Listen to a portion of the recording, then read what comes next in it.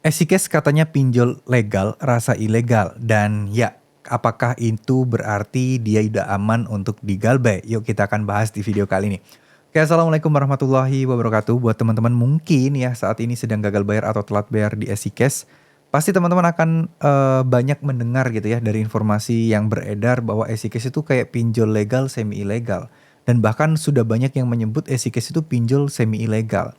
Nah, orang-orang yang menyebut seperti ini tuh sebenarnya ya karena memang skema-skema perhitungan yang ada di Esikes itu kayak kesannya pinjol ilegal ya. Karena ada yang kayak em, apa sih namanya kayak cicilan pembayaran itu 2 minggu sekali dan sedangkan pinjol legal pada umumnya itu kan 1 bulan sekali ya.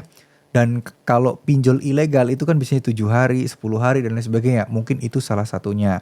Tapi kalau untuk soal urusan bunga, denda, dan lain sebagainya, sebenarnya mereka itu masih mengikuti aturan OJK yang berlaku kok. Mereka nggak bikin aturan sendiri.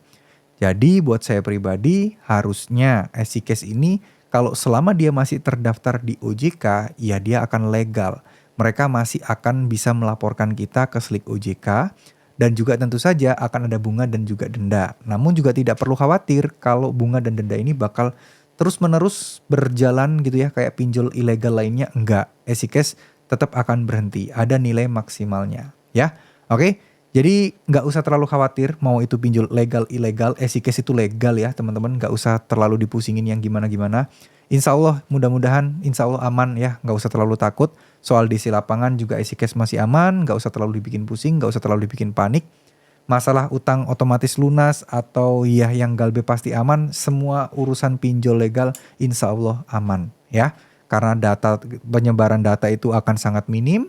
Terus kekerasan itu akan sangat minim, sedangkan pinjol ilegal resikonya juga nggak terbatas. Tergantung seberapa nekat si pinjol ilegal itu. Mereka aja ilegal, mau dan berani melawan hukum, apalagi untuk resiko-resiko tersebut. Tapi ingat, pinjol-pinjol ilegal itu sebenarnya mereka juga cuman berani gertak-gertak aja sih. Jarang banget mereka yang benar-benar berani melakukan tindakan untuk apa ya istilahnya, menekan nasabah secara berlebihan.